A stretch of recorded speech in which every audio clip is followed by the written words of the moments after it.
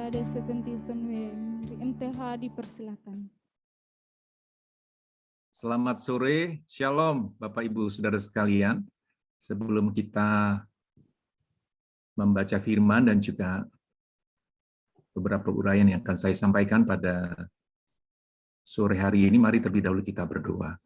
Bapa kami di surga, kami sangat bersyukur Engkau memberi peluang di mana kami juga akan membaca firman, dan juga dalam percakapan ini kiranya Bapa di surga menuntun baik hamba-Mu yang menyampaikannya dan juga setiap orang yang mendengar. Kami berdoa biarlah Roh-Mu yang kudus yang tinggal di dalam kami, yang telah memeteraikan keselamatan dan telah memimpin kami sejauh ini, akan menolong kami dalam bersama-sama untuk semakin dalam di dalam membangun dan merawat pernikahan. Bagi yang sudah lama berkeluarga, sebagai keluarga pelayan Tuhan, kiranya hari dapat kesegaran yang baru, dan adik-adik mahasiswa yang belum, dan dalam perencanaan untuk membangun kehidupan pernikahan, kiranya juga menolong mereka memulai dengan baik. Terima kasih Bapa, di dalam nama Tuhan Yesus, kami berdoa dan bersyukur. Amin. Bapak, Ibu, Saudara sekalian, saya pertama-tama mengucapkan terima kasih kepada Bapak Pimpinan STT Jeffrey Jakarta, Bapak Dr. Welly, untuk kesempatan menyampaikan kebenaran firman, dan juga tentunya ada percakapan semacam kuliah umum di dalam kegiatan kapel pada sore hari ini. Terlebih, saya sangat bersyukur, ini peluang yang sangat istimewa, karena setelah sekian lama menjadi gembala sidang, dan tahun lalu dipercayakan menjadi Ketua Badan Pengurus Wilayah di Kalimantan Utara. Mungkin ini satu-satunya kesempatan pertama bagi saya untuk berbicara dengan di hadapan para dosen dan juga mahasiswa. Itu sebabnya beberapa hari ini saya rasanya kurang tidur, kurang istirahat. Saya biasa berkhotbah untuk gembala-gembala sidang dalam pelatihan-pelatihan pengembalaan, itu paling tinggi ya, dan juga tentunya untuk jemaat. Saya alumni tahun 95, masuk tahun 1989, dan saya lihat di layar Zoom ini, teman saya dulu, Bapak Dr. Nasuki Ligiawa, kami dulu satu angkatan, dan juga pernah kontrak rumah bersama-sama. Kalau dibilang zaman susah, ya bisa juga, tapi saya yakin itu sebuah masa yang intens sekali. Melalui semua situasi itu kami dibentuk, dan saya senang melihat bagaimana Bapak Dr. Nasuki Ligiawa dalam pelayanan di bidang akademik, dan saya dalam pelayanan sebagai gembala sidang. Nah, pada hari ini saya akan berbicara mengenai satu topik mengenai keluarga. Kalau saya lihat tema untuk satu semester itu sangat bagus ya, orang akademik. Saya pikir sudah cukup banyak memaparkannya, tapi karena saya gembala sidang, saya diminta untuk bicara mengenai keluarga.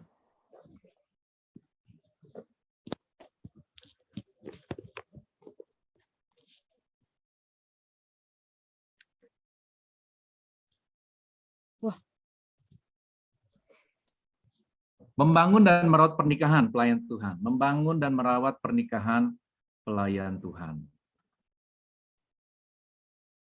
Saya membaca untuk kita dari Kejadian pasal 1 ayat 26. Demikianlah firman Tuhan. Berfirmanlah Allah, baiklah kita menjadikan manusia menurut gambar dan rupa kita, supaya mereka berkuasa atas ikan-ikan di laut, dan burung-burung di udara, dan atas ternak, dan atas seluruh bumi, dan atas segala binatang melata yang merayap di bumi. Maka Allah menciptakan manusia itu menurut gambarnya, menurut gambar Allah laki-laki dan perempuan diciptakannya mereka. Allah memberkati mereka, lalu Allah berfirman kepada mereka, beranak cuculah dan bertambah banyak, penuhilah bumi dan taklukkanlah itu, berkuasalah atas ikan-ikan di laut dan burung-burung di udara, dan atas segala binatang yang merayap di bumi. Nah, Bapak Ibu Saudara, kita tahu ini adalah mandat budaya. Bahkan sebelum mandat penginjilan, amanat agung Yesus Kristus, mandat budaya ini adalah perintah pertama yang sangat jelas, di mana ada perintah untuk bertambah banyak. Ada perintah untuk prokreasi, untuk tujuan pemeliharaan, dan juga tentunya tanggung jawab atas seluruh bumi. Bapak Ibu Saudara sekalian, satu-satunya peran yang tidak memiliki masa pensiun adalah peran dalam keluarga sebagai suami dan istri.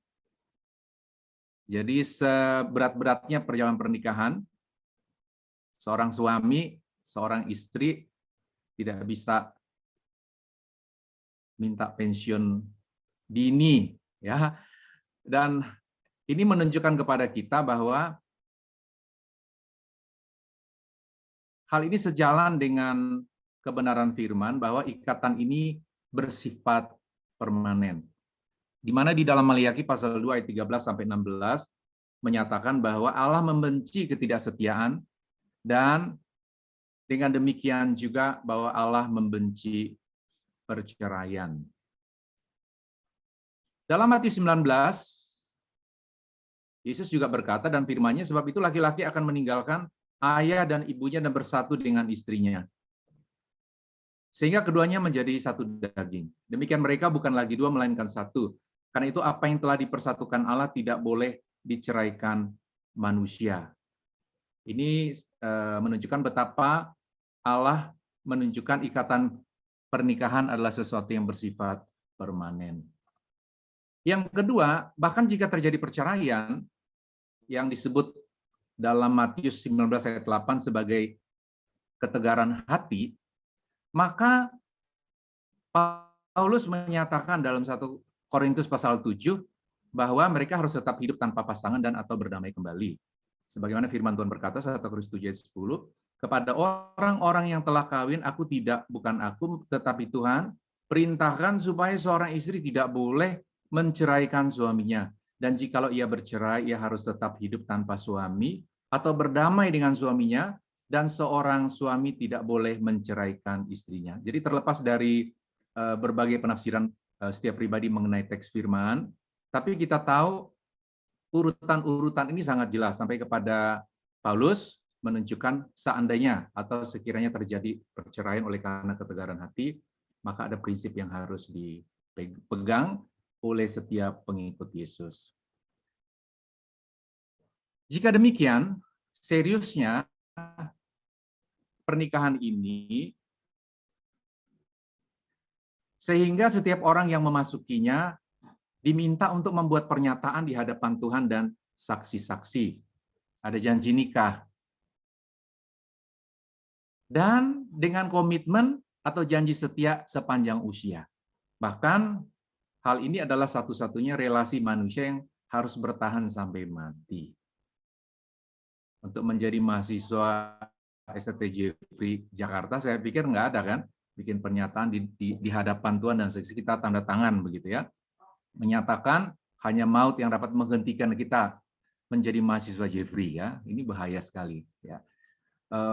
Tidak ada orang yang mau menjadi mahasiswa abadi tentunya.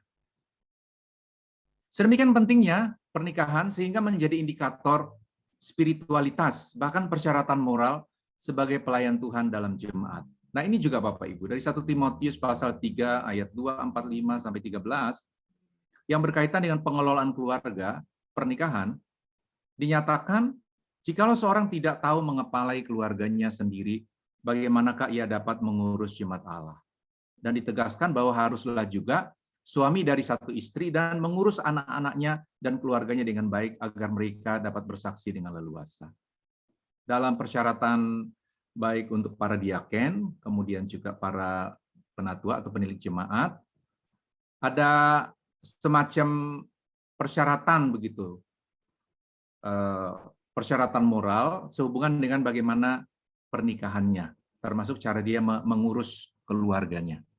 Nah, jadi sebagai pelayan Tuhan, kita tidak bisa mengabaikan bahwa bagaimana cara kita mengelola pernikahan ini nanti sangat berkaitan erat dengan bagaimana kita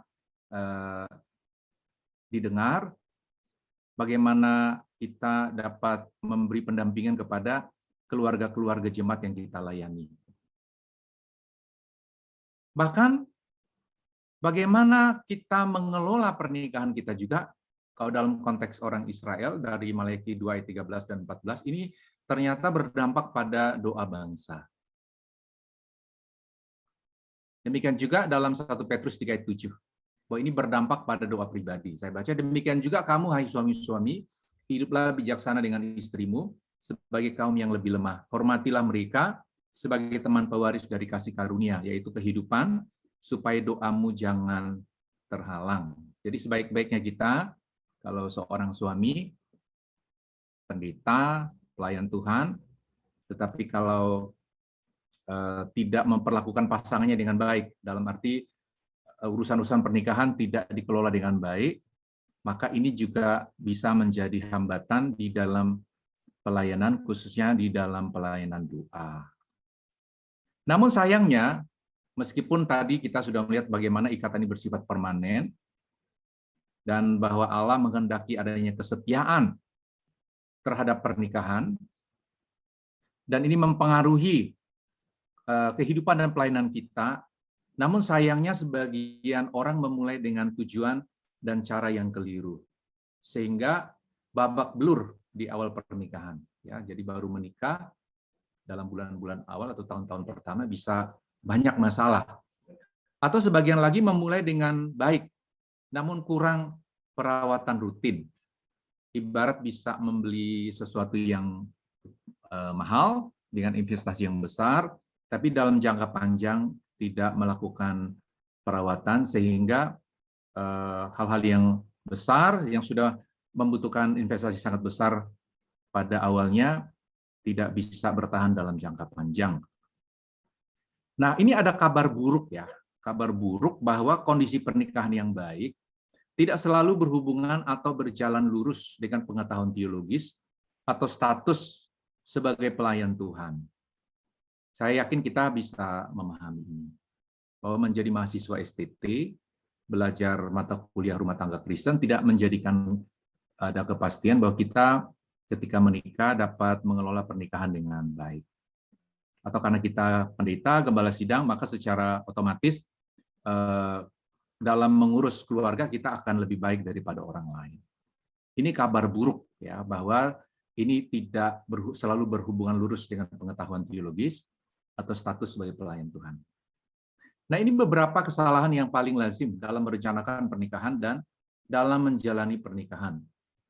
Saya memulai pelayanan pastoral menjadi gembala sidang sejak tahun 97 sampai tahun lalu. Tahun-tahun pelayanan saya banyak membimbing pernikahan, baik dalam konseling pranikah, bahkan juga dalam konseling posnikah, dan hal-hal yang berhubungan dengan masalah-masalah pernikahan. Nah, ini saya temukan bahwa kesalahan yang paling lazim ya, yang sering dilakukan. Yang pertama adalah ada orang menikah untuk bahagia. Jadi tujuannya berkisar pada bagaimana menikah supaya bahagia. Nah, memang tidak ada orang mengatakan bahwa saya menikah supaya menderita, itu tidak mungkin ya. Dan kalau ada pasangan yang mengatakan menikah dengan saya itu nanti pasti kita akan menderita, pasti nggak ada yang mau. Tapi menetapkan tujuan pernikahan hanya untuk bahagia itu sesuatu yang sangat berbahaya. Hal-hal ini yang sering saya dengar, pernyataan paling universal dari perempuan dan laki-laki Kristen yang merencanakan untuk bercerai. Biasanya kalau ada masalah yang berat, sampai mau bercerai, biasanya pernyataan mereka itu berkisar pada tujuan untuk bahagia. Misalnya yang berkata, saya juga berhak bahagia. Artinya dia menikah dulu memang untuk bahagia. Sekarang kalau tidak bahagia, pasangannya tidak membahagiakan dia, untuk apa begitu diteruskan? Udah bercerai saja.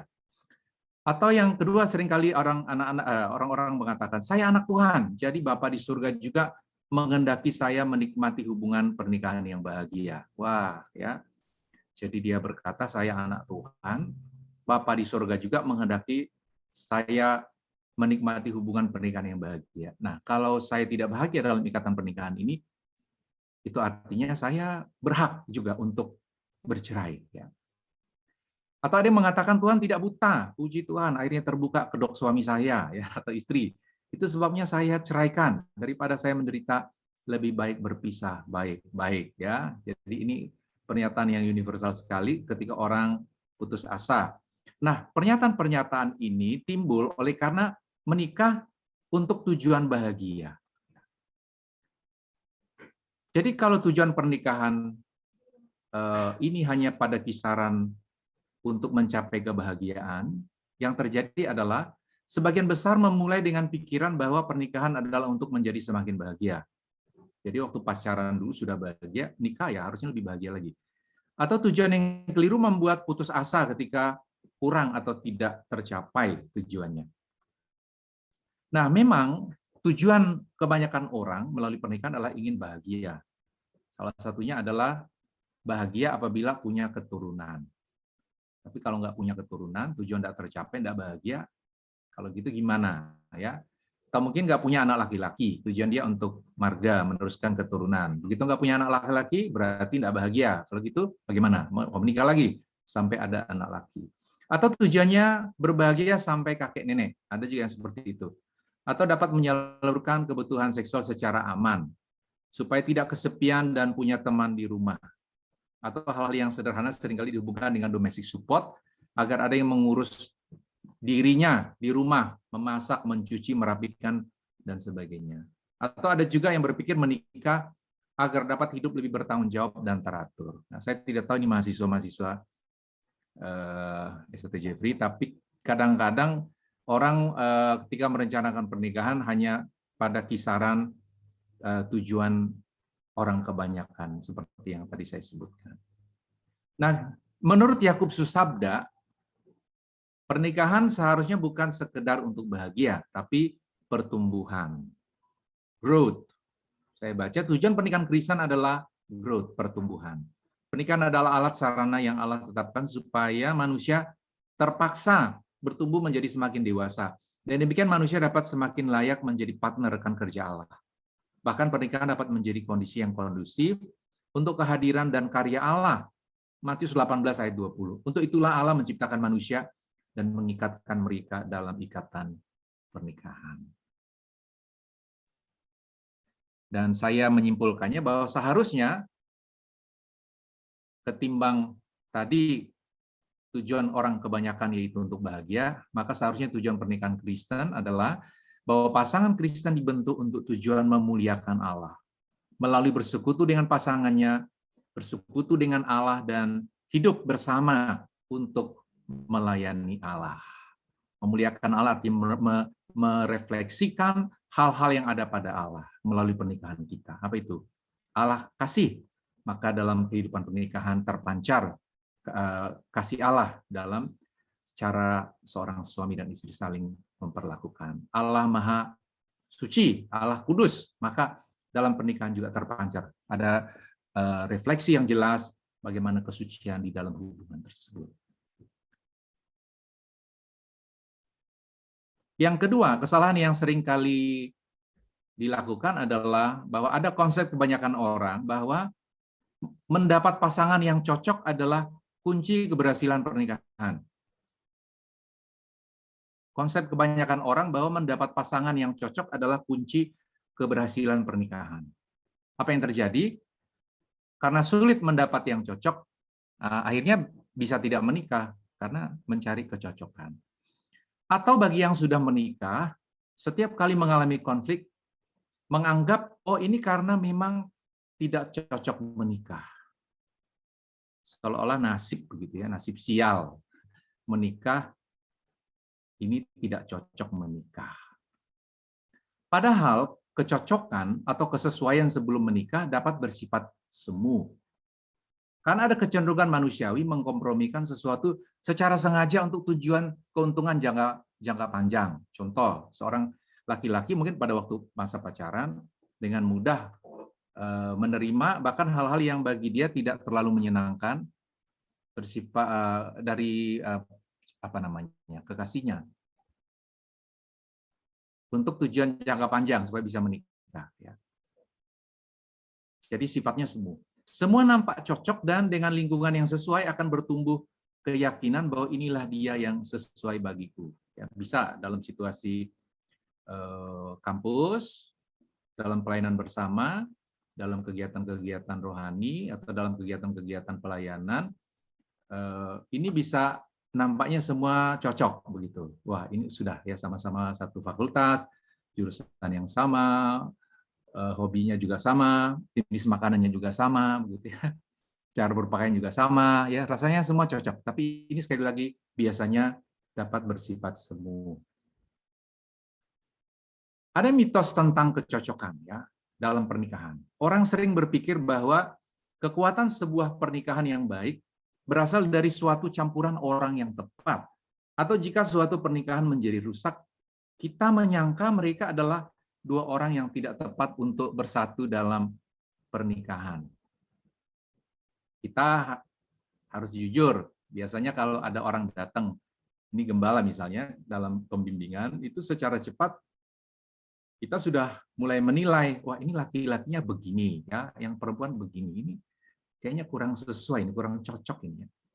Nggak usah jauh-jauh, kita kalau ikut acara pernikahan misalnya, secara jasmani kita secara cepat, wah ini kalau laki-lakinya lebih rendah dari yang perempuan begitu, wah ini kayaknya kurang sesuai, harusnya laki-laki lebih tinggi dari perempuan. Kita mulai melihat ada yang cocok dan tidak cocok. Itu secara jasmani. Tapi juga ini yang terjadi bahwa ketika ada masalah dalam pernikahan, orang berpikir bahwa ini masalah ketidakcocokan. Harusnya mereka tidak menikah. Padahal realitasnya adalah lebih banyak pernikahan gagal karena kurang mengenal apa kebutuhan utama pasangan dan seringkali tidak bersedia mengisi kebutuhan tersebut dengan baik. Jadi lebih banyak pernikahan gagal karena kurang mengenal apa kebutuhan utama pasangan dan seringkali kurang bersedia mengisi kebutuhan tersebut dengan baik.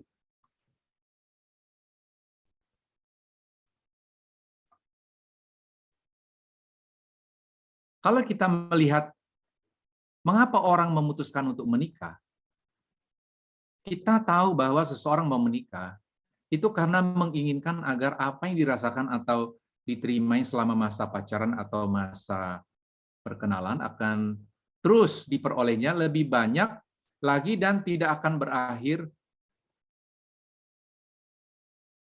melalui dan dalam pernikahan.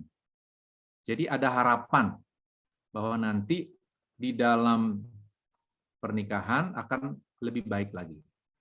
Artinya waktu pacaran sih udah bahagia banget ya, aduh indah sekali begitu ya.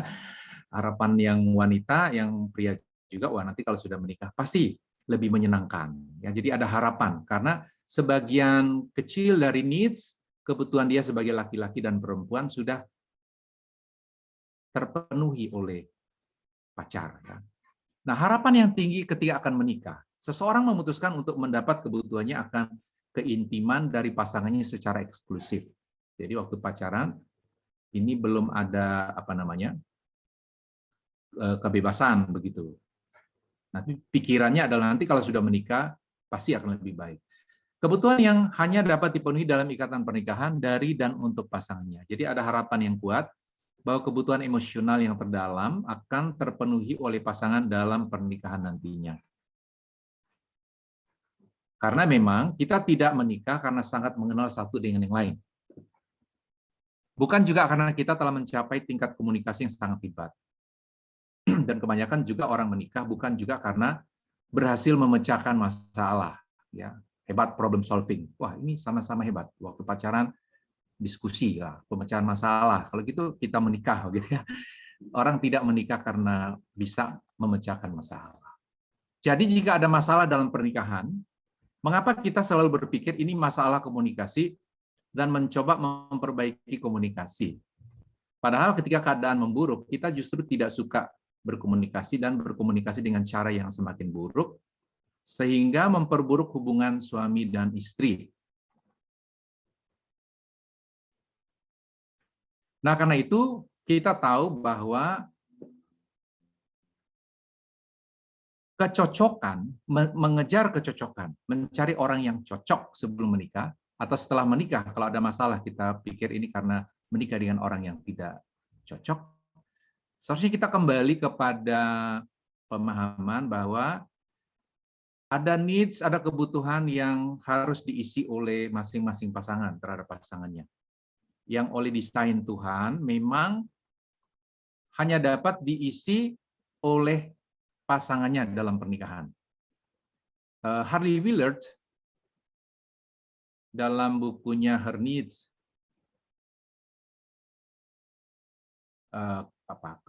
kebutuhan dia bukan kebutuhan istri bukan kebutuhan suami, dia menunjukkan ada 10 kebutuhan dalam pernikahan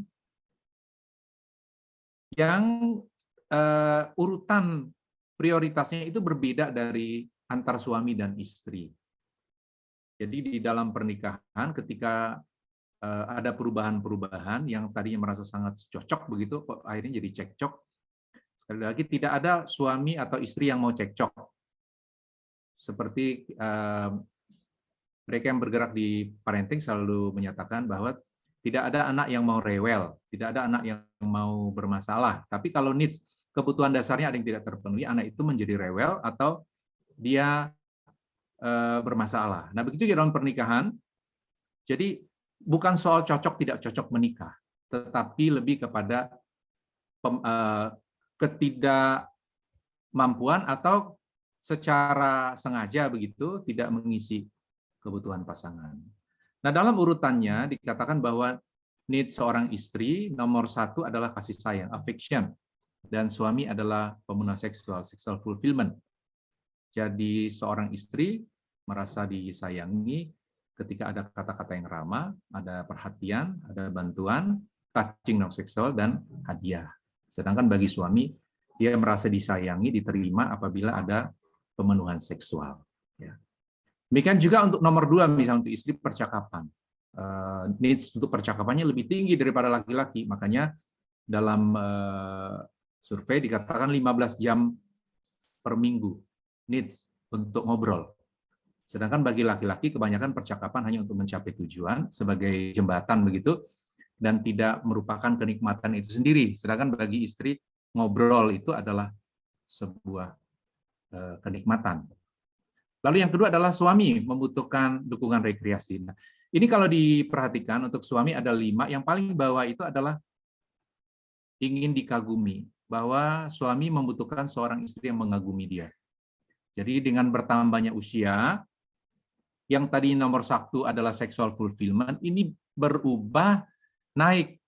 Yang paling bawah yaitu admiration, kebanyakan menjadi kebutuhan nomor 1. Sayangnya dengan bertambahnya usia, para pria atau suami kadang-kadang tidak mendapatkan lagi pengaguman, admiration, karena sudah lama menikah, kekurangannya dan juga pengalaman dalam pernikahan membuat mungkin istri merasa bahwa suaminya tidak pantas untuk dihormati karena kegagalan-kegagalannya. Nah, ini yang terjadi perubahan. Nah, kita tidak membahas ini lebih dalam, tapi intinya menggambarkan bahwa bukan soal cocok tidak cocok menikah, tetapi lebih kepada bahwa ada pengabaian di dalam mengisi kebutuhan pasangan. Jadi ketimbang kita mempersalahkan persoalan komunikasi, apalagi mempersalahkan setan begitu sebagai sumber masalah pernikahan, atau mengatakan wah ini karena kurang doa, kurang rohani begitu ya. Mari kita kembali kepada hal yang paling dapat kita kontrol, yaitu bagaimana kita memahami apa yang menjadi needs, kebutuhan diri kita dan juga pasangan, dan mengisinya dengan tidak menyerahkannya kepada Tuhan, tanggung jawab kita. Makanya sebagai pelayan Tuhan, meskipun seseorang sangat spiritual, suka berdoa, dan juga sangat rohani begitu, tidak menghilangkan hal-hal yang menjadi kebutuhan utama dalam pernikahan. Nah, yang ketiga adalah kekeliruan yang seringkali terjadi menjadi sumber masalah dalam pernikahan adalah menyamakan cinta dengan gairah. Jadi mengira cinta hanyalah berkaitan dengan perasaan yang kuat sebagaimana di awal perjumpaan atau di awal pernikahan. Sehingga mengandalkan mood atau suasana hati sebagai ukuran kasih sayang. Bahkan lebih parah lagi menjadikan gairah sensualitas sebagai ukuran cinta. Nah, karena itu pertanyaan apa itu cinta seharusnya juga perlu didalami dengan tidak hanya menyatakan bahwa ini hanyalah satu perasaan yang kuat. Kalau kita melihat secara leksikal, cinta, kasih, sayang, suka sekali. Ya, ini hal-hal yang digunakan baik untuk benda, seekor binatang begitu ya, dan juga dalam hubungan dengan sesama manusia. Jadi kalau kita menggunakan pengertian cinta atas dasar leksikal saja, bagaimana kita membedakannya dengan mengatakan bahwa saya sangat menyayangi ya, kita punya anjing peliharaan yang kita suka, wah ini saya sayang sekali ini anjingnya, atau benda-benda yang kita sukai. Nah, karena itu diperlukan konsensus untuk mendefinisikan sesuatu. Saya yakin Bapak Ibu ya tahu selain leksikal, kita juga bisa ada konsensus, kesepakatan bahwa unsur-unsur apa yang ada di dalam istilah tersebut ya. Nah, saya menunjukkan bahwa di dalam kata cinta, kasih dan sayang, unsur pertama yang harus ada adalah adanya penerimaan sepenuhnya. Jadi kalau kita mengasihi seseorang, termasuk pasangan kita, maka unsur pertama yang harus ada adalah penerimaan sepenuhnya. Apa yang harus diterima sepenuhnya? Yang pertama adalah keadaan jasmani. Kalau kita membaca Alkitab, misalnya Yakub, dikatakan dia mencintai Rahel, ya, bukan Lea. Dia memilih Rahel. Itu karena keadaan jasmani. Bapak Ibu tahu ya, apa yang menyebabkan Yakub lebih memilih Rahel daripada Lea? Ya, betul ya, karena mata dari Rahel itu ya, matanya berseri-seri ya, matanya berseri ya. Yang kedua yang harus diterima apa adanya adalah keunikan kepribadian, diterima sepenuhnya. Biasa di STT ada pelajaran standar dulu mengenai pengenalan kepribadian ya, studi kepribadian. Dulu ada itu mata kuliahnya di biasa semester pertama ya. Ada apa? Melankolik, kolerik ya, flegmatik. Jadi setiap orang dengan kepribadian yang berbeda itu unik sekali, tapi kalau kita mencintai seseorang, kita bisa menerima keunikan kepribadiannya. Kapan? Di awal dan sepanjang kehidupan. Dan yang harus diterima sepenuhnya adalah ini yang paling sulit ya, menerima masa lalunya. Yang sudah diketahui, ini normal ya, biasa ya. Yang belum dan yang akan diketahui. Jadi kalau secara teologis ini kita bisa hubungkan dengan bagaimana cara Bapa di surga memperlakukan kita. Waktu Bapa di surga mengatakan bahwa dia mengasihi kita, itu dia kenal siapa kita di masa lalu. Dia udah terima semua. Kita dapat pengampunan. Dan hal-hal yang baru terjadi, yang menurut kita baru terjadi. Tapi dalam pengetahuan Allah, dia mengetahui sampai akhir hidup kita. Berapa kali kita tidak setia, jatuh di dalam dosa, melanggar kebenaran firman.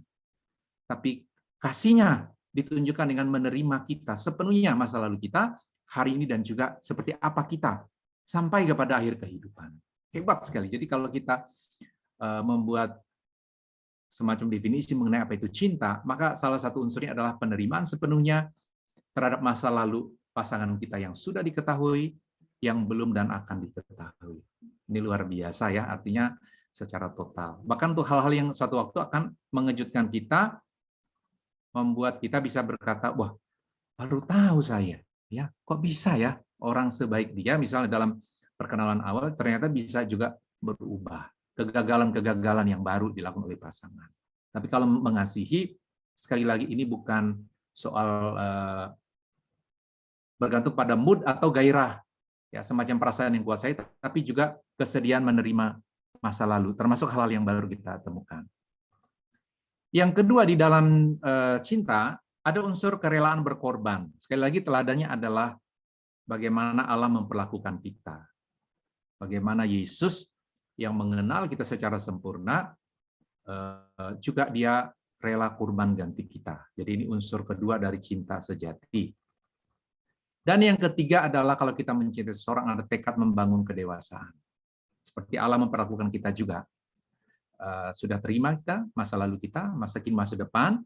Kedua, dia sudah berkorban ganti kita. Dan yang ketiga, jangan lupa, Bapa di surga, dia mendewasakan kita. Itu tanda kasihnya, bahwa kita juga ada dengan cara yang bisa keras begitu, tapi kita aman di dalam tangan Bapa. Dia mendidik kita, dia memberi pembentukan lewat proses manusia normal. Walaupun kita sudah diselamatkan, dapat karunia sulung roh, tapi selama hidup di dalam dunia masih ada penderitaan. Yang digambarkan seperti wanita sakit bersalin, ya. Tidak ada dispensasi begitu. Di situ kita ada kedewasaan, kita dibentuk. Nah, karena itu ada kabar baik dan kabar buruk tentang cinta, ya. Bahwa cinta, kabar baiknya adalah dapat bertumbuh apabila dipupuk dan menjadi semakin kuat dalam pernikahan apabila dipupuk dengan benar. Namun dapat juga kabar buruknya menjadi sakit dan lemah apabila tidak dirawat dengan benar. Nah, karena itulah di dalam pernikahan kita tidak bisa hanya sekedar menyerahkan semuanya kepada proses alami begitu. Harus ada tindakan untuk merawat. Nah, pupuknya adalah pupuk penumbuh cinta sejati. Ini ada beberapa yang saya sampaikan. Jadi kalau bagi yang menikah, lakukan terhadap pasanganmu, tapi untuk yang belum menikah, jangan lakukan ini jika tidak bertujuan ke arah pernikahan. Dan seharusnya hanya kepada pasangan, karena kalau pupuk ini dalam bahasa sederhana ya, salah mupuk gitu ya di kebun orang, ini berbahaya. Sesuatu yang tidak dikehendaki bisa terjadi, karena sekali lagi cinta bisa bertumbuh. Ya. Pupuk nomor 1 adalah pertemuan atau waktu bersama, di mana dua orang sering bertemu. Jadi yang paling penting di sini nomor 1 adalah frekuensi. Jadi hubungan antar manusia tidak bisa bertumbuh hanya sekedar karena kualitas. Oh kita PA, doa, diskusi, problem solving, atau topik-topik yang berat. Justru kasih sayang bertumbuh melalui nomor 1 adalah sering bertemu. Ya.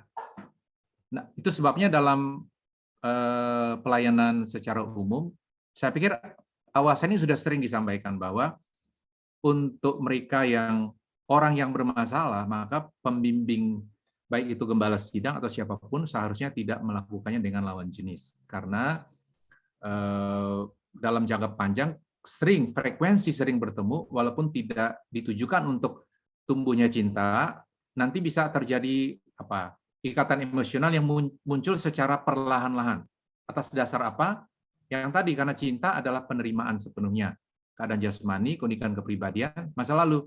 Jadi kalau seorang laki-laki, mungkin gembala sidang dengan maksud yang baik melayani seorang wanita yang bermasalah keluarga atau pernikahan dalam jangka panjang, maka nanti bisa muncul yang tadinya bertujuan membimbing, malah akhirnya masuk di dalam masalah-masalah baru. Yang kedua adalah proses waktu.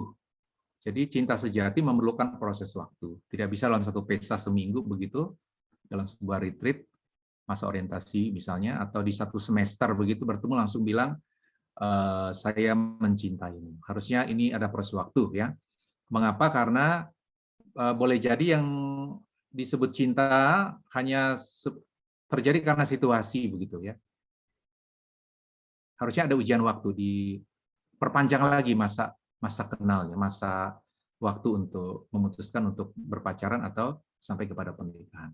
Yang ketiga, cinta bisa bertumbuh kalau kebutuhan dasar dari seorang istri atau suami terpenuhi oleh pasangannya. Tadi ada 10 needs dalam pernikahan.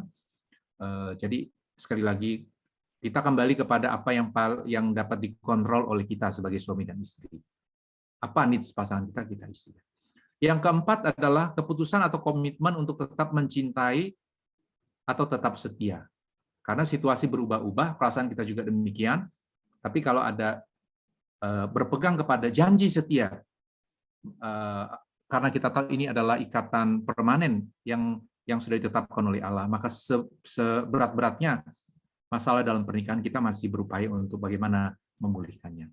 Yang kelima, cinta bertumbuh kalau ada iman atau keyakinan bahwa Allah yang telah menyatukan. Ini yang tidak boleh diabaikan, bahwa keyakinan kita, memang kita memilih, tapi Allah juga dengan cara yang istimewa kemudian menyatukan kita.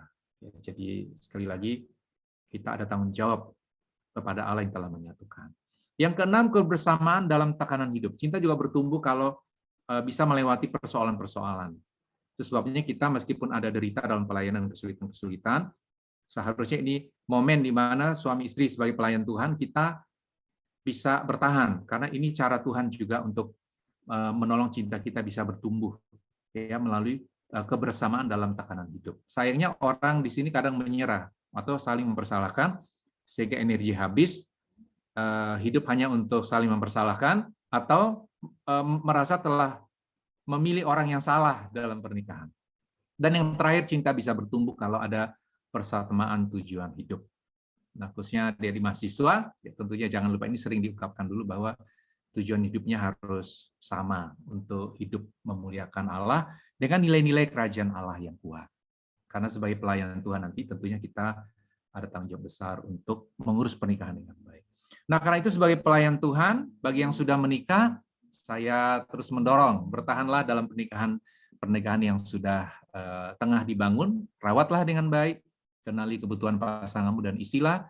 Dan kalau pasangan kita gagal di dalam mengisi apa yang kita anggap sebagai needs utama bagi kita, komunikasikan secara terbuka, dan ada kesediaan tentunya juga untuk menerima bahwa tidak semua orang ada kesanggupan untuk memulai sebuah sikap yang baru dengan cepat. Jadi harus ada kesabaran penuh. Berapa lama sabarnya? Ya, sekali lagi hanya maut yang dapat memisahkan. Jadi tidak boleh ada ultimatum setahun lagi ya, atau 1 kali lagi, atau 3 kali lagi ya. Tidak boleh ada deadline karena sifatnya ikat ini permanen. Yang kedua, bagi yang belum menikah, sekali lagi mulailah dengan start yang benar, bahwa tujuannya pernikahan bukan segera untuk menjadi bahagia, tapi untuk growth, pertumbuhan. Dan tentang kecocokan, hati-hati bahwa merasa cocok, merasa sesuai itu bisa terjadi sifatnya semu. Oleh karena kecenderungan manusiawi untuk menyesuaikan agar diterima secara cepat. Tapi jangan juga akhirnya ketakutan mengambil keputusan kalau memang merasa perlu menikah. Tapi bagi yang ingin melayani tanpa ikatan, tanpa menikah, itu satu pilihan hidup ya. Jadi tidak boleh jadi stigma bahwa harus menikah begitu. Yang tidak menikah ada masalah sekali, tidak demikian. Bagi yang sudah menikah penuh dengan sukacita, puji Tuhan ya. Tapi bagi yang penuh derita, jangan lupa tujuan pernikahan adalah growth. Kesulitan-kesulitan itu engkau tengah dibentuk dan menyaksikan bahwa setia kepada pasangan dalam situasi apapun itu adalah sebuah kesaksian Kristen yang membuat Tuhan dimuliakan karena kita mengangkat prinsip-prinsip pernikahan yang dinyatakan di dalam firman, bukan sekedar untuk menyenangkan, membahagiakan hati kita atau untuk agenda kita, tetapi bagaimana nilai-nilai hubungan pernikahan yang dinyatakan dalam firman kita berpegang kepadanya, kita menyaksikannya, Tuhan dipermuliakan. Bapak Ibu, mari kita berdoa. Bapa kami di surga, Engkaulah Allah pencipta kehidupan. Engkaulah arsitek pernikahan. Allah yang merancang segala sesuatu tujuan-tujuan yang mulia. Yang bahkan melebihi pikiran-pikiran konsep manusiawi kami tentang pernikahan. Maka Allah telah menunjukkan jalannya kepada kami. Karena itulah hari ini kami bersyukur. Setiap pasangan yang sudah menikah, kiranya Bapa menolong. Khususnya kami dalam pelayanan, baik dalam dunia akademik, dalam pengembalaan, dan pelayanan apapun, supaya hidup pernikahan kami terus dapat dibangun dengan baik, dan sepanjang kami masih hidup, tekad dan semangat kami dibaharui sehari lepas ke sehari, untuk terus mengisi kebutuhan pasangan kami dengan baik. Dan untuk para mahasiswa yang mungkin tengah merancang untuk pernikahan atau di dalam doa dan penyerahan kepada Tuhan, kiranya Bapa di surga menolong mereka supaya pilihan-pilihan apapun diambil sehubungan dengan rencana pernikahan semuanya di dalam terang Tuhan. Terima kasih Tuhan Yesus, di dalam nama-Mu kami berdoa dan bersyukur. Amin. Terima kasih, Tuhan Yesus memberkati.